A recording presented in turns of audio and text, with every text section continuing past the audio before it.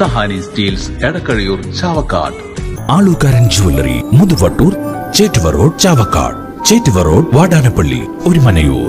ചാവക്കാട് കടപ്പുറം Munakkakadavu fish landing സെന്ററിൽ നിന്ന് മത്സ്യബന്ധനത്തിന് പോയ ബോട്ടുകൾ ചേറ്റുവ പുഴയിൽ മണൽത്തിട്ടയിൽ കുടുങ്ങി.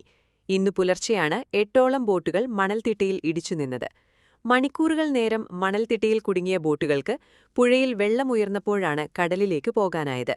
ഇതുമൂലം ബോട്ടുകളുടെ അടിഭാഗത്ത് നിസാരമായ കേടുപാടുകളും സംഭവിച്ചു. പുഴയിൽ ആഴമുള്ള ഭാഗങ്ങളിലൂടെയാണ് ബോട്ടുകൾ സഞ്ചരിച്ചിരുന്നത്. എന്നാൽ ഈ ഭാഗങ്ങളിലും ഇപ്പോൾ മണൽത്തിട്ട രൂപപ്പെട്ടിട്ടുണ്ട്. മഴ ശക്തമായതോടെ മണലും ചെളിയും ആഴമുള്ള ഭാഗത്തേക്ക് ഒലിച്ചെത്തിയതാണ് പുഴയുടെ ആഴം കുറയാൻ കാരണമെന്ന് കരുതുന്നു. കഴിഞ്ഞ വർഷം പുഴയിൽ നിന്ന് വൻതോതിൽ മണൽ നീക്കം ചെയ്തിരുന്നു. എന്നാൽ ഒഴുക്ക് ശക്തമായതോടെ ഇപ്പോൾ വീണ്ടും മണൽത്തിട്ട രൂപപ്പെട്ടിരിക്കുകയാണ്. ശാസ്ത്രീയമായ രീതിയിൽ മണൽ നീക്കം ചെയ്ത് പുഴയുടെ ആഴം വർദ്ധിപ്പിക്കണമെന്ന് ബോട്ടുടമകളും മത്സ്യത്തൊഴിലാളികളും ആവശ്യപ്പെട്ടു. സ്വർണം പണയം വെക്കുന്നതിന് താങ്കൾ എന്തിന് അധിക പലിശ നൽകണം?